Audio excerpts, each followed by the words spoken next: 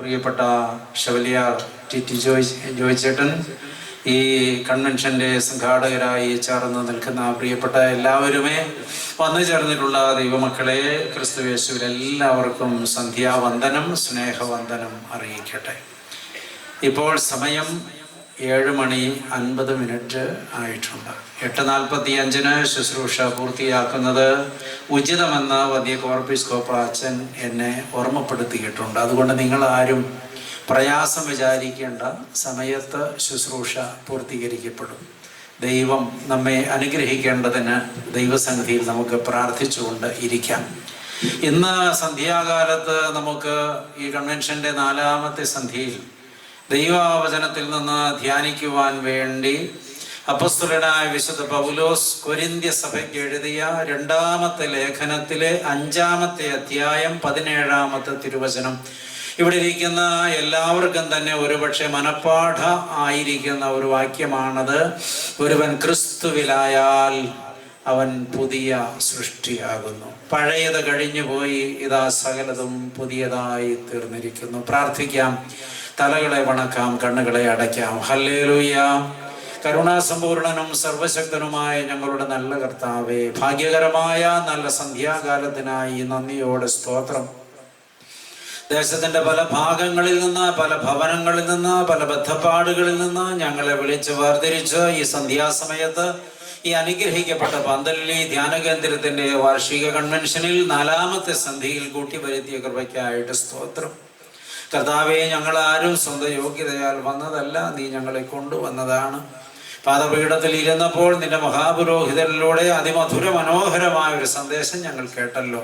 തുടർന്ന് ഞങ്ങൾ വായിച്ച വേദഭാഗത്തെ തൃക്കരങ്ങളിൽ തരുന്നു. വാഴ്ത്തി നുറുക്കി വെള്ളം വേണമേ. ആഴമേറിയ തിരുവചനം ആഴത്തിൽ ഞങ്ങളോട് സംവദിക്കണമെന്ന് പ്രാർത്ഥിക്കുന്നു, വിനയപൂർവ്വം സമർപ്പിക്കുന്നു. മഹത്വം കർത്താവ് എടുക്കണം. പ്രാർത്ഥന കേട്ടതുകൊണ്ട് സ്തോത്രം. ഞങ്ങൾ നിനക്കും ഏകജാതനും പരിശുദ്ധാത്മാവിനും സ്തുതിയും സ്തോത്രവും സമർപ്പിക്കുന്നു, ഇപ്പോഴും എപ്പോഴും എന്നേക്കും തന്നെ. ആമേൻ. ഹല്ലേലൂയ. ഒരുത്തൻ ക്രിസ്തുവിലായാൽ അവൻ പുതിയ സൃഷ്ടി ആകുന്നു, പഴയത് കഴിഞ്ഞുപോയി, ഇതാ സകലവും പുതിയതായി തീർന്നിരിക്കുന്നു. പ്രിയപ്പെട്ടവരെ, വേദപുസ്തകത്തിൽ നിന്ന് അപ്പോസ്തലനായ പൗലോസ് കൊരിന്ത്യ സഭയ്ക്ക് ലേഖനം എഴുതുമ്പോൾ എഴുതി വച്ചതായ ഈ വചനം ഇന്നും തികച്ചും ആനുകാലിക പ്രസക്തമാണ്. അതിന് യാതൊരു വ്യത്യാസവും ഇല്ല. ഒരുത്തൻ അല്ലെങ്കിൽ ഒരുത്തി ക്രിസ്തുവിലാകുമ്പോൾ പുതിയ സൃഷ്ടിയായി തീരുന്നു.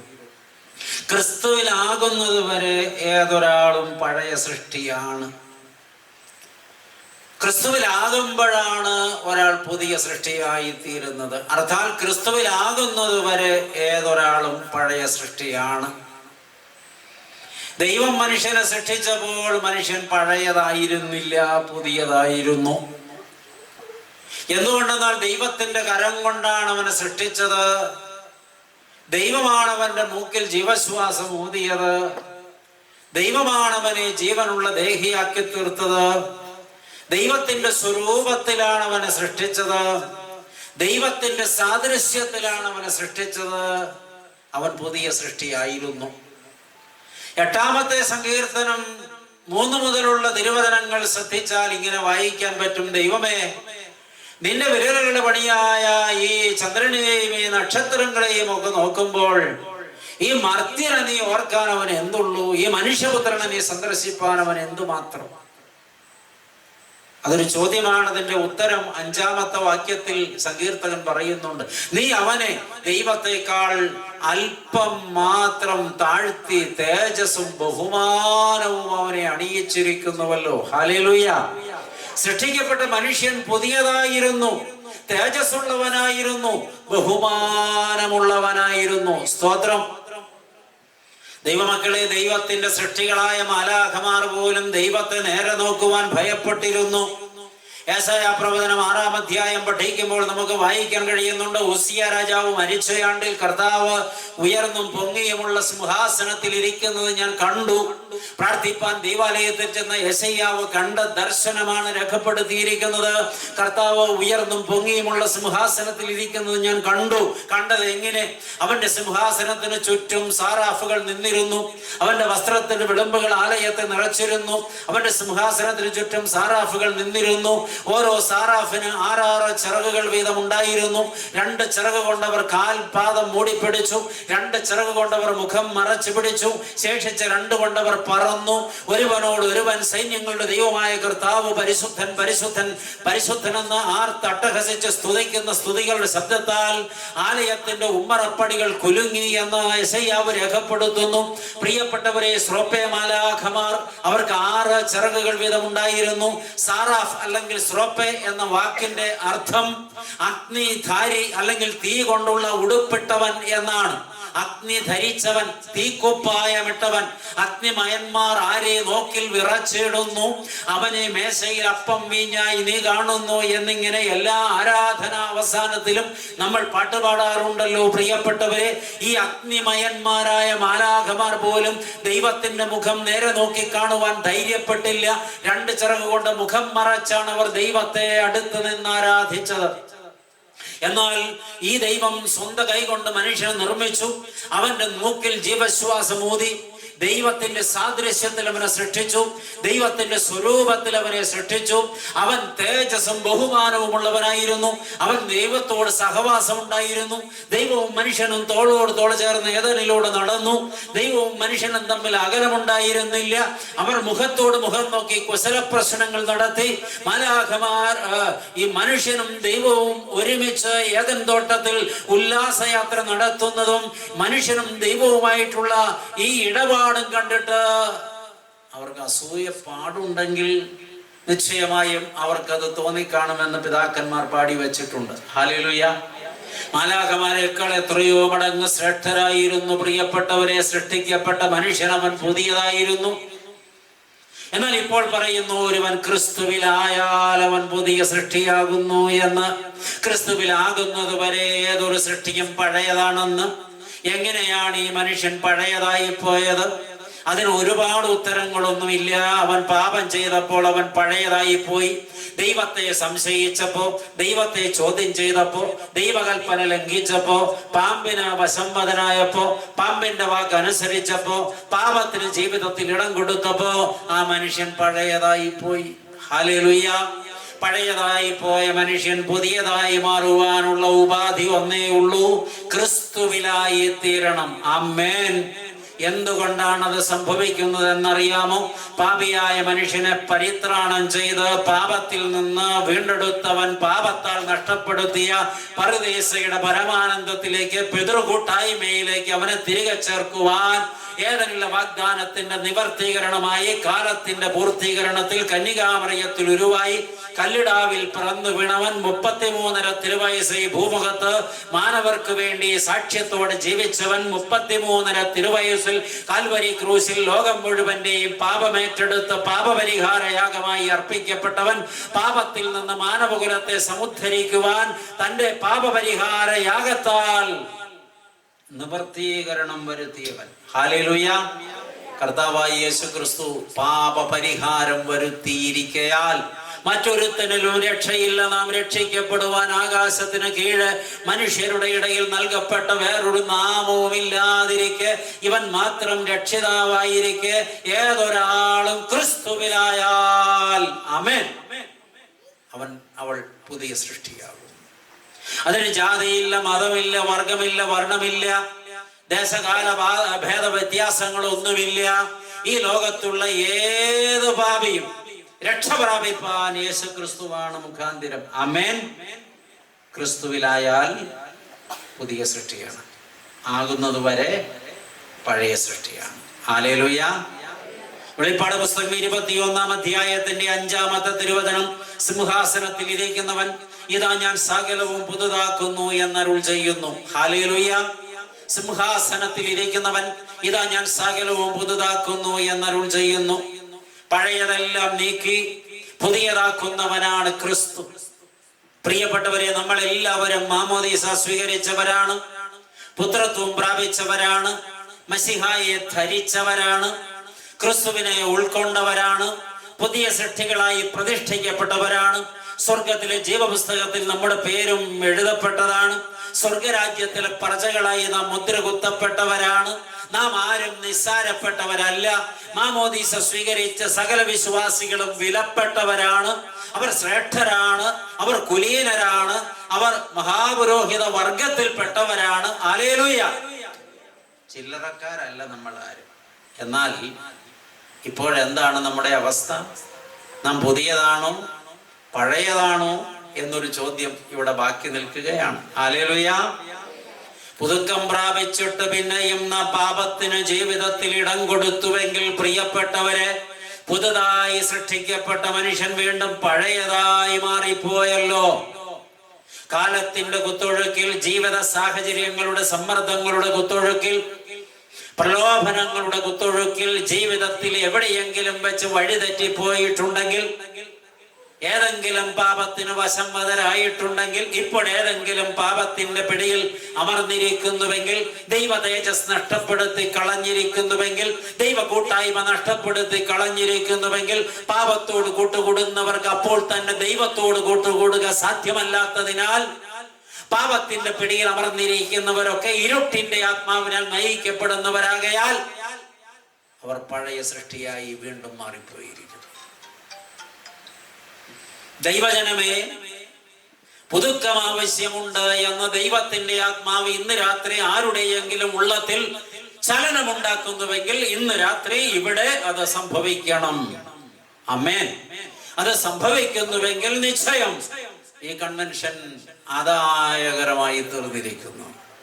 അല്ലെന്നാകിൽ ഇത് പാഴായി പോകുന്നു എന്ന് പറയേണ്ടി വരും. ക്രിസ്തുവിലാകുമ്പോൾ പുതിയതാകും. പഴയ ദുഃഖങ്ങൾ മാഞ്ഞു പോകും, പഴയ ആകുലതകൾ നീങ്ങിപ്പോകും, പഴയ പരാജയങ്ങൾ അകന്നു പോകും, പഴയ കഷ്ടങ്ങൾ ഒഴിഞ്ഞു പോകും, പഴയ ശീലങ്ങൾ നീങ്ങിപ്പോകും. ഹല്ലേലൂയ.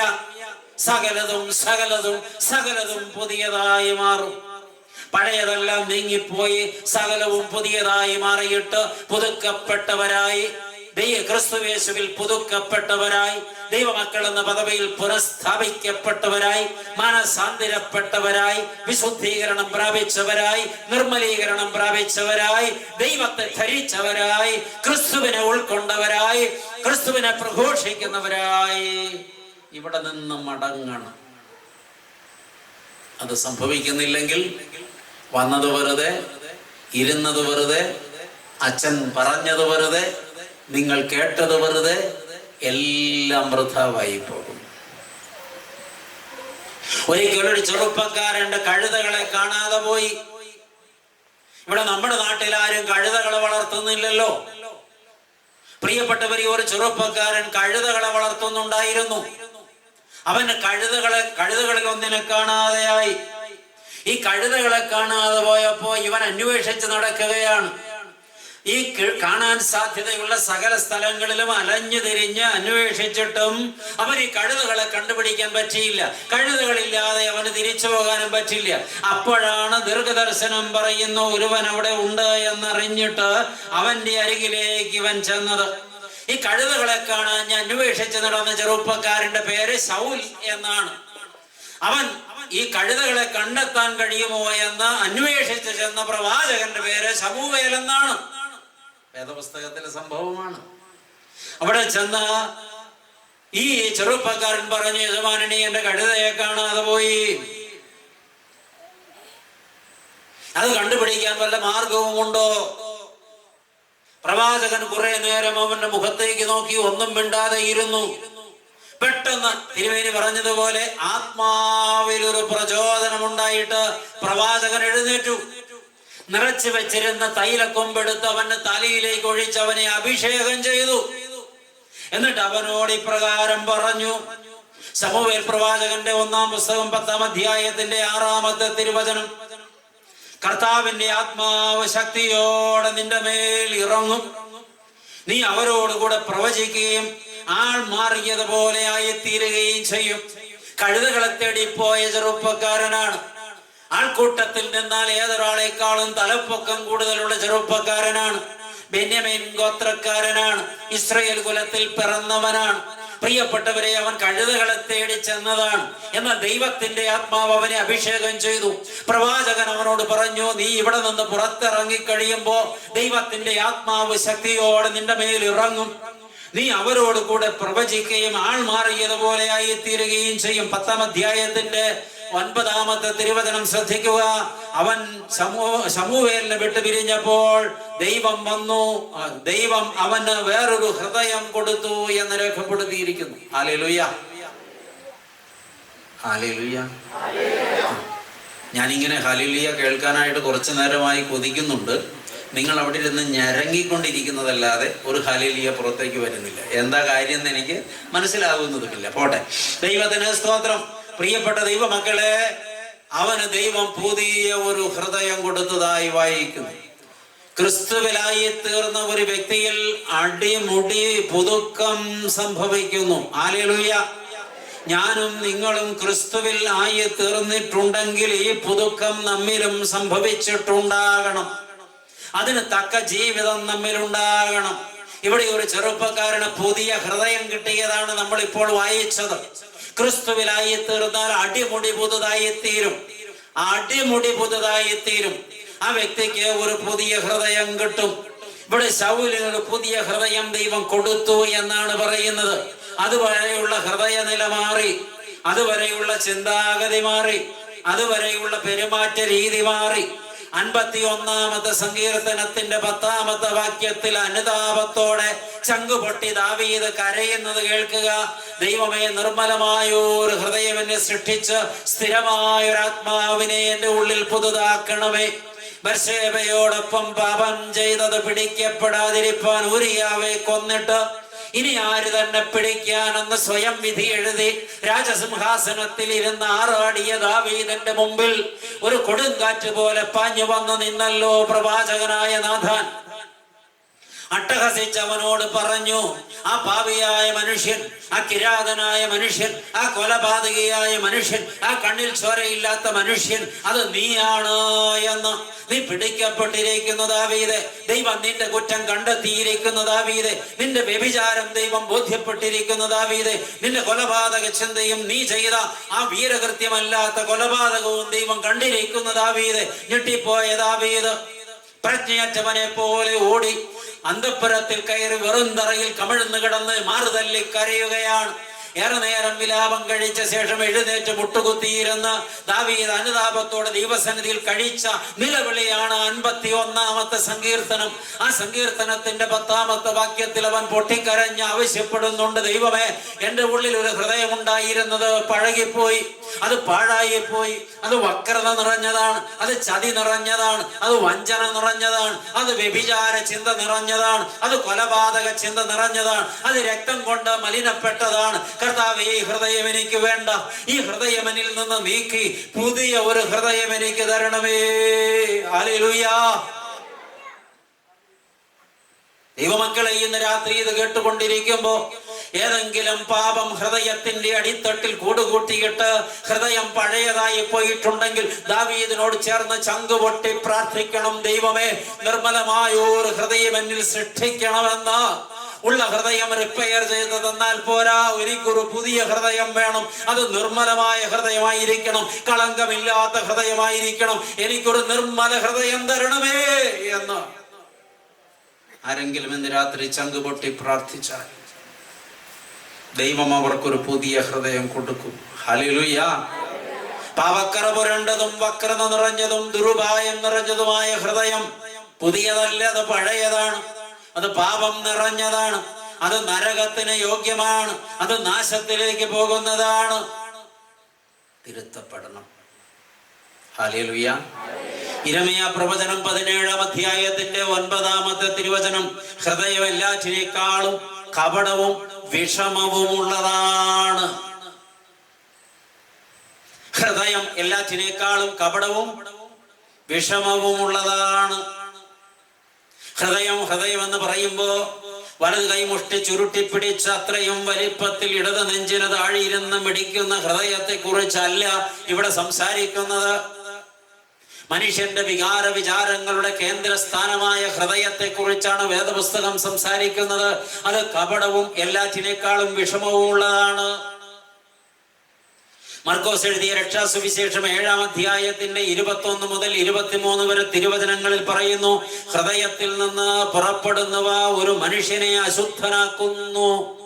ദുശ്ചിന്ത, വ്യഭിചാരം, വിടക്ക് കണ്ണ്, ദുഷ്ടത, വക്രത, ചതി, വഞ്ചന, ഇങ്ങനെ ഒരുപാട് കാര്യങ്ങൾ അവിടെ പറഞ്ഞിട്ടുണ്ട്.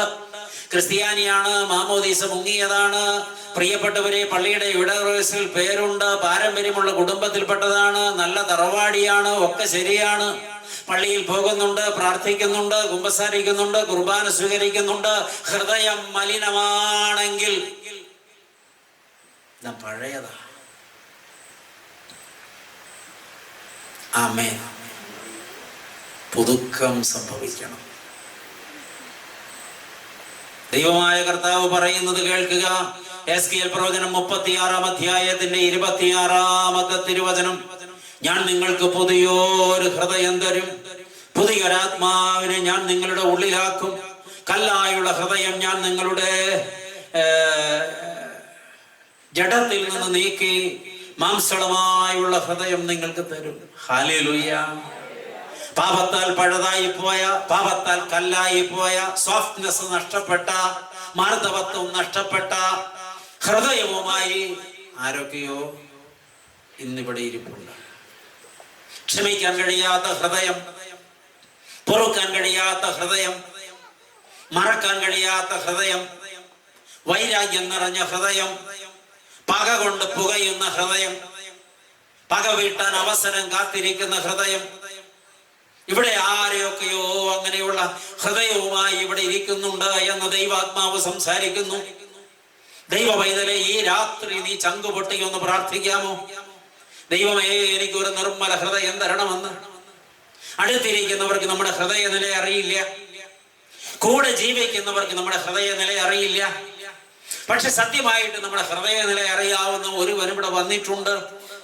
ശമൂവേലിന്റെ 1-ാം പുസ്തകം 16-ാം അധ്യായത്തിന്റെ 17-ാം തിരുവചനം, മനുഷ്യൻ മുഖത്ത് നോക്കുന്നു, മുഖം പ്രകടിപ്പിക്കുന്നത് മാത്രം മനുഷ്യന് മനസ്സിലാകുന്നു, ദൈവമോ ഹൃദയത്തെ നോക്കുന്നു.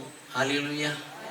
അവൻ നമ്മുടെ ഹൃദയ നില അറിയാം, അവൻ നമ്മുടെ ആന്തരികാവസ്ഥയെ അറിയാം, അവൻ നമ്മുടെ ഹൃദയ സ്പന്ദനങ്ങൾ അറിയാം, ഹൃദയത്തിലെ എല്ലാ ചിന്തകളും അവൻ അറിയാം.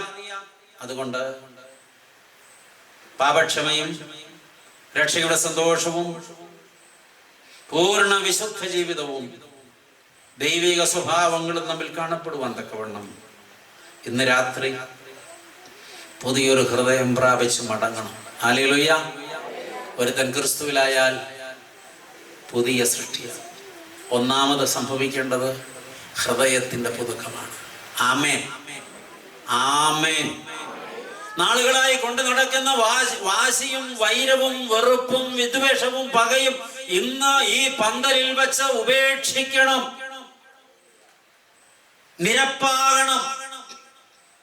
ഹൃദയം നിർമ്മലമാണെങ്കിൽ അത് സാധിക്കും. പുതിയ ഹൃദയം കിട്ടിയവർക്ക് അത് സാധിക്കും. ഈ വചനം ഇന്ന് കേട്ടിട്ട് വീണ്ടും പകയോടെ നീ മടങ്ങിപ്പോയാൽ നരകത്തിലേക്കാണ് നിന്റെ യാത്ര, നാശത്തിലേക്കാണ് നിന്റെ യാത്ര. ചങ്കുപൊട്ടി പ്രാർത്ഥിക്കുക, കർത്താവേ, എനിക്കൊരു പുതിയ ഹൃദയം തരണമേ. നാളുകളായി, വർഷങ്ങളായി ചിലരോടുള്ള വെറുപ്പ് കൊണ്ട് നടക്കുന്നവർ, സ്വന്തം മക്കളോട്, സ്വന്തം മാതാപിതാക്കളോട് വർഷങ്ങളായി സ്നേഹത്തോടെ സംസാരിക്കാത്തവർ, പകവീട്ടാൻ അവസരം കാത്തിരിക്കുന്നവർ കേൾക്കുന്നുണ്ട്. മാറ്റങ്ങൾ ഉണ്ടാകണം. Hallelujah, hallelujah, hallelujah. ഒന്നാമത് പുതുക്കപ്പെടേണ്ടത് ഹൃദയമാണ്. രണ്ടാമത് പുതുക്കപ്പെടേണ്ടത് നമ്മൾ പുതിയൊരാത്മാവ് വന്ന് നിറയണം. ആമേൻ. ദാവീദ് 51-ാം സങ്കീർത്തനം 10-ാം വാക്യത്തിൽ പാടി, പുതിയ ആത്മാവ് കൊണ്ട് എന്റെ ഹൃദയത്തെ നിറയ്ക്കണമേ എന്ന്. എസ്കേൽ പ്രവചനം 11-ാം അധ്യായത്തിന്റെ 19-ാമത്തെ വാക്യം, പുതിയൊരാത്മാവിനെ ഉള്ളിലാക്കുകയും മാംസളമായ ഹൃദയം അവർക്ക് കൊടുക്കുകയും ചെയ്യുമെന്ന് കർത്താവ് അരുളി ചെയ്യുന്നു. എഫെസ്യ ലേഖനം 4-ാം അധ്യായത്തിന്റെ 22-23 തിരുവചനങ്ങൾ, നിങ്ങളുടെ ഉള്ളിലെ ആത്മാവ് സംബന്ധമായി പുതുക്കം പ്രാപിച്ചിട്ട് സത്യത്തിന്റെ ഫലമായ നീതിയിലും വിശുദ്ധിയിലും ദൈവാനുരൂപമായി സൃഷ്ടിക്കപ്പെട്ട പുതു മനുഷ്യനെ ധരിച്ചു കൊള്ളുവിൻ. ഇവിടെയെല്ലാം പറയുന്നത് പുതിയ ആത്മാവിനെ കുറിച്ചാണ്. പുതിയ ഹൃദയം പ്രാപിച്ചവർക്ക് ഒരിക്കലും ആ പുതിയ ഹൃദയം ശൂന്യമായി കിടക്കാൻ ഇടവരരുത്. പുതിയ ഹൃദയം ശൂന്യമായി കിടന്നാൽ അവിടെ കുറെ അപകടങ്ങളുണ്ട്. അത് സംഭവിക്കാതിരിക്കാൻ പുതിയ ആത്മാവ് കൊണ്ട് പുതിയ ഹൃദയം നിറയ്ക്കണം. ഹല്ലേലൂയ. പുതിയ ആത്മാവ് കൊണ്ട് പുതിയ ഹൃദയത്തെ നിറച്ചില്ലെങ്കിൽ സ്നേഹത്തിന്റെ ആത്മാവ്, സഹനത്തിന്റെ ആത്മാവ്, സമർപ്പണത്തിന്റെ ആത്മാവ്, വിശുദ്ധിയുടെ ആത്മാവ്, ദൈവദർശനങ്ങളുടെ ആത്മാവ്, ഈ പരിശുദ്ധാത്മാവിനെ കൊണ്ട് ഹൃദയം നിറച്ചില്ലെങ്കിൽ ശൂന്യമായി കിടക്കുന്ന ഇടത്ത് ആരും എന്തും പ്രവേശിച്ച് താമസമാക്കും. എന്നാൽ നിറഞ്ഞിരിക്കുന്നിടത്ത് മറ്റൊന്നിനും പ്രവേശനമില്ലെന്നറിയുക. ഒരു ഗ്ലാസ് ഇവിടെ നിറഞ്ഞിരിക്കുന്നുവെങ്കിൽ ആ ഗ്ലാസ്സിലേക്ക് പിന്നെയും വെള്ളം പകരാനാകുമോ? ആരും മിണ്ടുന്നില്ല. ആകുമോ? നിങ്ങൾ പറഞ്ഞത് തെറ്റാണ്. ഗ്ലാസ് നിറഞ്ഞിരുന്നാലും അതിനകത്തേക്ക് വെള്ളം പകരാനാകും. പക്ഷെ ആ ഒഴിച്ച വെള്ളം അത്രയും പുറത്തു പോകും. ഇപ്പോഴിവിടെ സംഭവിച്ചുകൊണ്ടിരിക്കുന്നത് ഏതാണ്ട് ഈ സംഭവമാണ്. നിറഞ്ഞിരിക്കുന്ന ഹൃദയവുമായിട്ടാണ് ഇവിടെ പലരും വന്നിരിക്കുന്നത്. പക്ഷെ നിറഞ്ഞിരിക്കുന്ന വസ്തുക്കൾ പകയും വിദ്വേഷവും വെറുപ്പും കയ്പും ഈർഷ്യതയും ചതിയും വഞ്ചനയും ദിവ്യാഗ്രഹവും ആഡംബര പ്രമത്തതയും ഒക്കെ ഇതൊക്കെ നിറഞ്ഞിരിക്കുകയാണ്. ഇതിന്റെ മുകളിലേക്കാണ് ഈ രാത്രി വചനം ഒഴിച്ചു കൊണ്ടിരിക്കുന്നത്. എന്തു പറ്റും? കവിഞ്ഞു പുറത്തു. അപ്പൊ നിറഞ്ഞിരിക്കുന്ന പാത്രത്തിലേക്ക് ഒഴിക്കാൻ പറ്റില്ല എന്നുള്ളത് ശരിയല്ല. ഒഴിക്കാൻ പറ്റും, പക്ഷെ പോവും, കവിഞ്ഞു പുറത്തേക്ക് പോകും, ഉള്ളിൽ നിൽക്കില്ല. എന്നാൽ പ്രിയപ്പെട്ടവരെ, യേശുക്രിസ്തു പറഞ്ഞൊരു ഉപമ ഓർമ്മയുണ്ടോ നിങ്ങൾക്ക്? ഒരാളുടെ ഹൃദയത്തിൽ നിന്ന് ദുരാത്മാവ് വിട്ടുപോയി വെള്ളമില്ലാത്ത സ്ഥലങ്ങളിൽ അലഞ്ഞു തിരിഞ്ഞു നടന്നു. ഏറെ നാളുകൾ കഴിഞ്ഞ് എവിടെയും ആശ്വാസം കിട്ടാതെ പുറപ്പെട്ടു പോയിടത്തേക്ക് അത് തിരിച്ചു വന്നപ്പോ അടിച്ചു വാരി അലങ്കരിച്ചിട്ടിരിക്കുന്നു. പക്ഷെ ആൾപ്പാർപ്പില്ല, ശൂന്യമെന്ന് കണ്ടു. എന്നിട്ട് ഈ ദുരാത്മാവ് കയറി അതിനകത്ത് താമസിക്കുകയല്ല ചെയ്തത്. പോയി തന്നേക്കാൾ ദുഷ്ടതയേറിയ 7 ആത്മാക്കളെ കൂട്ടിക്കൊണ്ടുവന്ന് 8 പേരും കൂടി അതിനകത്ത് കയറി താമസമാക്കി. അച്ഛനുണ്ടാക്കി പറഞ്ഞതല്ല. സുധോണമത്തായി എഴുതിയ രക്ഷാസുവിശേഷം 12-ാം അധ്യായത്തിന്റെ 43 മുതൽ 45 വരെ തിരുവചനങ്ങളിൽ കർത്താവായ യേശുക്രിസ്തു പറഞ്ഞു വെച്ച ഒരു ഉപമയാണത്. നമ്മുടെ ഹൃദയങ്ങൾ ശൂന്യമായി കിടന്നാൽ ദുരാത്മാക്കൾ വന്ന് താമസമാക്കും. അതുകൊണ്ട് പുതിയ ഹൃദയം പ്രാപിച്ചവരെ അത് നിറയ്ക്കണം. അതിനുവേണ്ടി ആശിക്കണം, അതിനുവേണ്ടി പ്രാർത്ഥിക്കണം. ദൈവമേ, നിന്റെ സ്നേഹത്തിന്റെ ആത്മാവിനെ എന്റെ ഉള്ളിൽ നിറയ്ക്കണമേ. കർത്താവേ, നിന്റെ വിശുദ്ധിയുടെ ആത്മാവിനെ എന്റെ ഉള്ളിൽ നിറയ്ക്കണമേ. കർത്താവേ, നിന്റെ ക്ഷമയുടെ ആത്മാവിനെ എന്റെ ഉള്ളിൽ നിറയ്ക്കണമേ. കർത്താവേ, നിന്റെ വിനയത്തിന്റെ ആത്മാവിനെ എന്റെ ഉള്ളിൽ നിറയ്ക്കണമേ. ഹല്ലേലൂയ. ഈ രാത്രി അങ്ങനെ നിലവിളിച്ച് പ്രാർത്ഥിച്ചാൽ ദൈവത്തിന്റെ ആത്മാവ് വന്ന്, പുതിയൊരാത്മാവ് വന്ന് നമ്മുടെ ഹൃദയങ്ങളിൽ നിറയും. ഹല്ലേലൂയ. പ്രകാശത്തിന്റെ ആത്മാവ് വന്ന് നമ്മിൽ നിറയും. അപ്പോൾ നമ്മൾ പ്രകാശിതരായി തീരും. Price the Lord. നിങ്ങൾ പലരുടെയും മുഖം വാടിയിരിക്കുന്നത് ഇതൊന്നും സംഭവിക്കാൻ സാധ്യതയില്ലെന്ന് സ്വയം വിധിച്ചത് കൊണ്ടായിരിക്കണം എന്ന് വിചാരിക്കട്ടെ.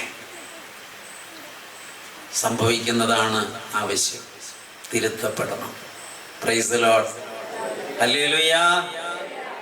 ആകയാൽ പ്രിയപ്പെട്ടവരെ, പുതിയൊരു ഹൃദയം, പുതിയൊരാത്മാവ്, വീണ്ടും നമ്മിൽ പുതുക്കം സംഭവിക്കണം. പുതിയൊരു ഹൃദയത്തിൽ പുതിയൊരാത്മാവിനെ കിട്ടിയാൽ നമ്മൾക്ക് പുതിയ ബലം കിട്ടും. അതാണ് 3-ാമത്തേത്. Price the Lord. പുതിയ ബലം. യെശയ്യാ പ്രവചനം 40-ാം അധ്യായത്തിന്റെ 31-ാമത്തെ തിരുവചനം. കർത്താവിനെ കാത്തിരിക്കുന്നവർ ശക്തിയെ പുതുക്കും. അവർ കഴുകന്മാരെ പോലെ ചിറകടിച്ച് കയറും. അവർ തളർന്നു പോകാതെ ഓടുകയും ക്ഷീണിച്ചു പോകാതെ നടക്കുകയും ചെയ്യും. പുതിയ ബലം, പുതിയ ശക്തി, അതിനെക്കുറിച്ചാണ് ഇപ്പോൾ നാം സംസാരിക്കുന്നത്. നമുക്ക് പുതിയ ബലം പ്രാപിക്കണം. കഴുകനെയാണ് ഇവിടെ ഉപമയായിട്ട് എടുത്തിട്ടുള്ളത്. എത്രയോ വട്ടം എത്രയോ പ്രസംഗകർ പറഞ്ഞ് നിങ്ങൾ കേട്ട് പഴകിയ ഒരു സംഭവമാണ് കഴുകന്റെ കഥ. ഈ കഴുകൻ എന്ന ജീവിക്ക് പ്രായമേറെയായി കഴിയുമ്പോൾ ശരീരഭാരം കൂടിയിട്ട് അതിന് പറക്കാൻ കഴിയാത്ത ഒരു സാഹചര്യം വരും. അത് അപകടകരമാണ്.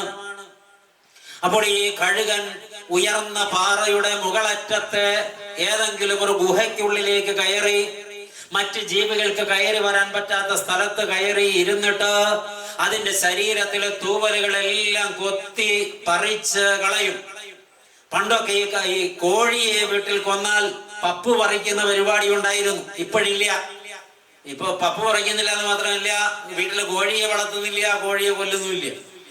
എല്ലാം നമ്മൾ ഈ അങ്ങാടിയിൽ പോയിട്ട് 46 ദിവസം കൊണ്ട് 3.5 കിലോ ആകുന്ന കോഴിയെ നമ്മൾ തൊലി പൊളിച്ച് വാങ്ങിച്ച് തിന്നുന്ന അതുപോലെ ആയിത്തീരുന്നു. അതാണ് ഇന്നിന്റെ കുഴപ്പം.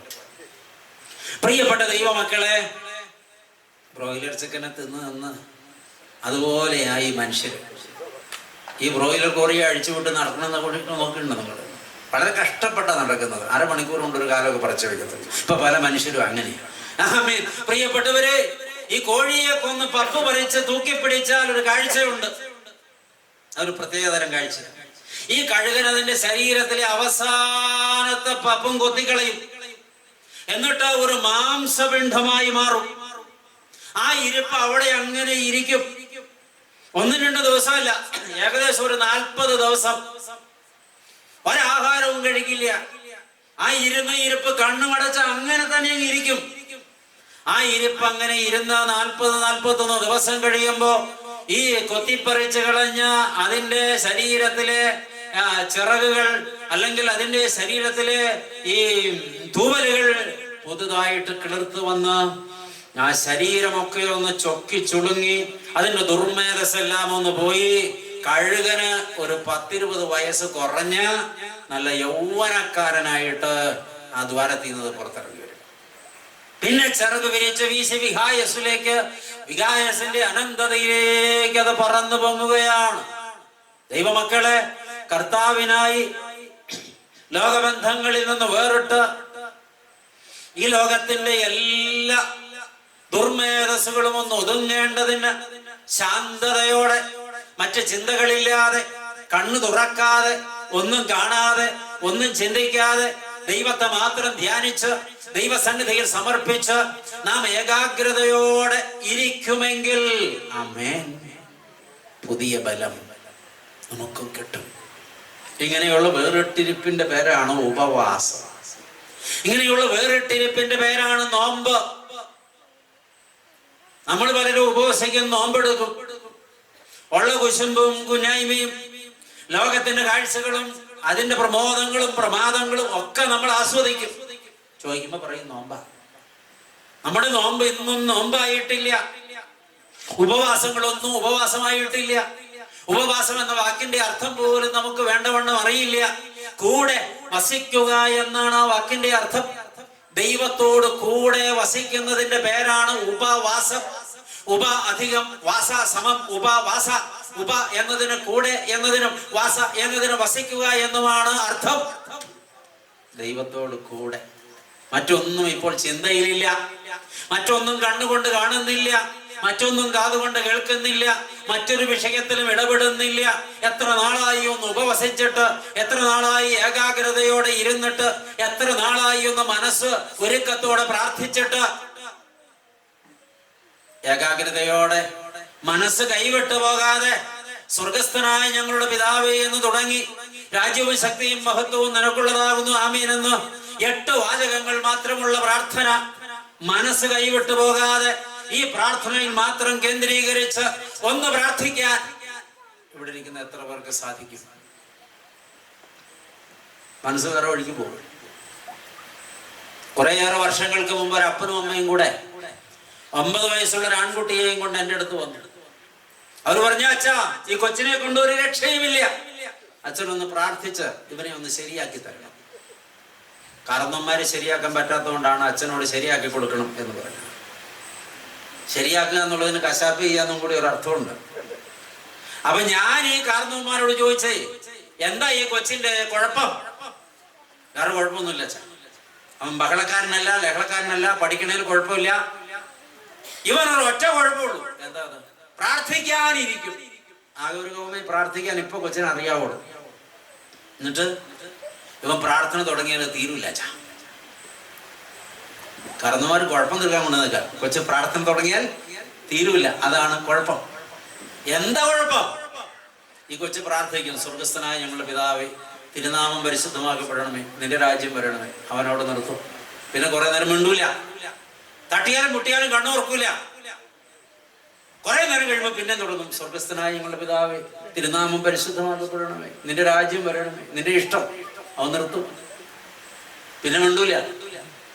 പിന്നെ ഒരു 10-15 മിനിറ്റ് കഴിഞ്ഞാൽ പിന്നെ കൊച്ചു തുടങ്ങണത്, എന്റെ അച്ഛാ സന്ധ്യക്ക് 6 മണിക്ക് പ്രാർത്ഥിക്കാൻ ഇരുന്നാൽ രാത്രി 10 മണിയായാലും അവന്റെ പ്രാർത്ഥന ഇല്ല. ഈ ഒരു കവുമ ഇവൻ ചെല്ലി തീർത്തിട്ട് വേണമല്ലോ ഞങ്ങൾക്ക് കഞ്ഞി കുടിച്ച് വല്ലയിടത്തും കിടക്കാൻ. അന്ന് ഈ TV ഒന്നും ആയിട്ടില്ല, അങ്ങനെ പോപ്പുലർ ആയിട്ടില്ലാത്ത കാലത്താണ്. അപ്പൊ ഞാൻ ഈ കൊച്ചിനോട് സ്നേഹത്തോട് ചോദിച്ചു, എന്റെ പൊന്നുമോനെ എന്നതാണ് പ്രശ്നം? അവൻ എന്നോട് തിരിച്ചൊരു ചോദ്യം ചോദിച്ചു, അച്ഛാ ഈ റിലേ കട്ടായ പിന്നെ പ്രാർത്ഥിച്ചിട്ട് കാര്യമുണ്ട്? ഞെട്ടിപ്പോയി ഞാൻ. അച്ഛാ റിലേ കട്ടായാൽ പിന്നെ പ്രാർത്ഥിച്ചിട്ട് കാര്യമുണ്ട്? എന്നതാണ് സംഭവം? അച്ഛൻ അറിയാവോ, സ്വർഗസ്ഥനായ ഞങ്ങളുടെ പിതാവേ, നിന്റെ നാമം പരിശുദ്ധമാക്കപ്പെടണമേ, നിന്റെ രാജ്യം വരണമേ എന്ന് അത്രയും പറഞ്ഞു കഴിയുമ്പോൾ ഞാൻ ഇങ്ങനെ ഓർക്കും, ഇന്ന് അമ്മ എന്തായിരിക്കും അത്തരത്തിന് കറി ഉണ്ടാക്കിയിട്ടുണ്ടാവുക? റിലേ പോയി. എനിക്ക് ഷോക്ക് കിട്ടിയ പോലെയാ. ഞാനോട് നിർത്തും. പിന്നെ ഞാൻ കുറേ നേരം കഴിഞ്ഞ് യേശുവിനോട് സോറിയൊക്കെ പറഞ്ഞ് എന്റെ മനസ്സിനെ പിടിച്ച് നേരെ കൊണ്ടുവന്നിട്ട് രണ്ടാമത് തുടങ്ങും, സ്വർഗസ്ഥനായ ഞങ്ങളുടെ പിതാവേ, തിരുനാമം പരിശുദ്ധമാക്കപ്പെടണമേ. അപ്പോഴേ ഞാൻ ഓർത്ത് എന്റെ സൈക്കിളിന്റെ ടയർ പഞ്ചറാ, നാളെ എങ്ങനെ പള്ളിക്കൂടത്തി പോകും? റിലേ പോയി. അല്ല, ഞാൻ ചോദിക്കട്ടെ പ്രിയപ്പെട്ടവരെ, ഈ 9 വയസ്സുള്ള കൊച്ചിന്റെ അത്രയും ആർജവത്വം പ്രാർത്ഥനയിൽ ജീവിതത്തിൽ ഇന്ന് വരെ കണ്ടെത്താൻ എനിക്ക് നിങ്ങൾക്ക് കഴിഞ്ഞിട്ടുണ്ട്. അവന്റെ കാല് തൊട്ട് വന്നിക്കണ്ടേ? ഈ കൊച്ചിനെ നന്നാക്കാൻ കൊണ്ടുവന്നൊക്കെ കാരണന്മാർ, അവരിനി എന്നാ നന്നാവുക? ഈ കൊച്ചിനെ പോലെ ഒന്നാകാൻ നമുക്ക് കഴിഞ്ഞെങ്കിൽ നമ്മൾ എത്ര നന്നായി പോയേനെ പ്രിയപ്പെട്ടവരെ. ദൈവമക്കളെ, നമ്മൾ തിരിച്ചറിയണം, ഏകാഗ്രതയോടെ ദൈവസന്നിധിയിൽ ഇരുന്നാൽ പുതിയ ബലം കിട്ടും. മനസ്സ് പതറിപ്പോകാതെ ഏകാഗ്രതയോടെ ദൈവത്തെ സ്തുതിച്ചാൽ പുതിയ ബലം കിട്ടും. 103-ാമത്തെ സങ്കീർത്തനം 5-ാമത്തെ തിരുവചനം, നിന്റെ യൗവനം കഴുകനെ പോലെ പുതുകി വരും. യേശു വേറിട്ടിരുന്നത് 40 ദിവസം കൊണ്ട് പരസ്യവേലയ്ക്കുള്ള ശക്തി പ്രാപിച്ചു. ആമേൻ. പിശാചിനെ ജയിക്കാനുള്ള ശക്തി പ്രാപിച്ചു. സ്തോത്രം. വേറിട്ടിരുന്ന് നാം ശക്തി പ്രാപിക്കണം. ശത്രുവിന്റെ തന്ത്രങ്ങൾക്കും പ്രലോഭനങ്ങൾക്കും വഴിപ്പെട്ടു പോകുന്നത് ഈ ശക്തി നമ്മിലില്ലാത്തത് കൊണ്ടാണ്. കാളിയെ പേടി, കൂളിയെ പേടി, വരത്തുപോക്കിനെ പേടി, ഗുളിയനെ പേടി, സമയദോഷത്തെ പേടി, രാഹുവിനെ പേടി, കേതുവിനെ പേടി, അങ്ങോട്ട് തിരിഞ്ഞാൽ പേടി, ഇങ്ങോട്ട് തിരിഞ്ഞാൽ പേടി, ഒരു പൂച്ച റോഡെ അങ്ങ് നടന്നു പോയാൽ പേടി, ആ കറുത്ത പൂച്ചയാണെങ്കിൽ അത് മൊത്തം പോയി. പ്രിയപ്പെട്ടവരെ, ഈ വീടിരിക്കുന്ന സ്ഥലത്തിനെ പേടി, കുടിക്കുന്ന കിണറിലെ വെള്ളത്തിനെ പേടി. എന്താണ് ഈ പേടിയുടെയൊക്കെ അടിസ്ഥാനം? ഉള്ളിൽ ബലമില്ലാത്തത് കൊണ്ട് തന്നെ, ദൈവം നിന്റെ ഉള്ളിൽ വസിക്കാത്തത് കൊണ്ട് തന്നെ, നിനക്ക് ഇപ്പോഴും ഈ ദൈവത്തെ അറിഞ്ഞുകൂടാത്തത് കൊണ്ട് തന്നെ. ദൈവപൈതലേ, ശക്തി പ്രാപിക്കണം. ഇവിടെ കുറെ കസേരകൾ ഒഴിഞ്ഞു കിടക്കുകയാണ്. ഇതുപോലുള്ള സ്ഥലങ്ങളിൽ ചെന്നിരിപ്പാൻ ആളുകൾക്ക് താല്പര്യമില്ല. മെനക്കേടാണെന്നാണ് ചിന്ത. വേറെ എന്തിന്റെയൊക്കെയോ പിന്നാലെ ഓടുകയാണ്. യേശു തന്റെ ശിഷ്യന്മാരോട് പറഞ്ഞു, ഉയരത്തിൽ നിന്ന് നിങ്ങൾക്ക് ശക്തി ലഭിക്കുന്നത് വരെ നിങ്ങൾ യെരൂശലേമിൽ കാത്തിരിക്കണം. ഹല്ലേലൂയ. നിങ്ങൾക്ക് ശക്തി ലഭിച്ച ശേഷം നിങ്ങൾ പുറപ്പെട്ട് യെരൂശലേമിലും യഹൂദിയായാലും ശമരിയായാലും ലോകത്തിന്റെ അറ്റത്തോളവും നിങ്ങൾ എന്റെ സാക്ഷികൾ ആകും. ആകണമെന്നല്ല, ആകും. ശക്തി ലഭിച്ചാൽ ആകും. ആകുന്നില്ലെങ്കിൽ ശക്തി ലഭിച്ചിട്ടില്ല. ഹല്ലേലൂയ. ഈ ശക്തി ലഭിച്ചവർക്കൊക്കെ ക്രിസ്തുവിന്റെ സാക്ഷിയാകേണ്ടി വരും. യേശു ക്രിസ്തുവിന്റെ സാക്ഷിയാകാൻ കഴിയുന്നില്ലെങ്കിൽ ഈ ശക്തി ഇപ്പോഴും ലഭിച്ചിട്ടില്ല.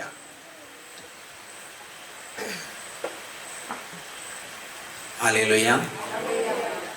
മടുത്തിട്ടുണ്ടാവോ? ഹല്ലേലൂയ.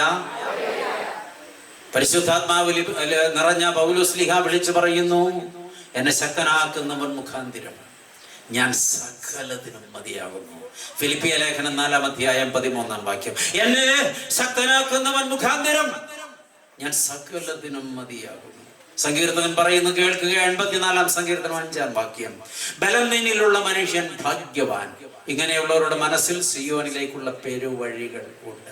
ബലം നിന്നിലുള്ള മനുഷ്യൻ ഭാഗ്യവാൻ. നമ്മൾ ആരും സ്വയമേവ ശക്തരല്ല പ്രിയപ്പെട്ടവരെ, അല്ല. എന്നാൽ നമ്മുടെ ദൈവം മഹാശക്തനാണ്. അവനുമായിട്ടൊരു ബന്ധം നമുക്കുണ്ടെങ്കിൽ, അവൻ നമ്മുടെ ഉള്ളിലുണ്ടെങ്കിൽ, അവൻ നമ്മെ നയിക്കുന്നുണ്ടെങ്കിൽ, അവന്റെ കരം നമ്മെ പിടിച്ചിട്ടുണ്ടെങ്കിൽ ഇനി ചഞ്ചലിപ്പ് വേണ്ട. പുതിയ ബലം, പുതിയ ശക്തി, പുതിയ കൃപ. ഒന്നും പേടിക്കണ്ട, മുന്നോട്ടങ്ങ് പോയിക്കൊണ്ടാ മതി. അവൻ നടത്തും.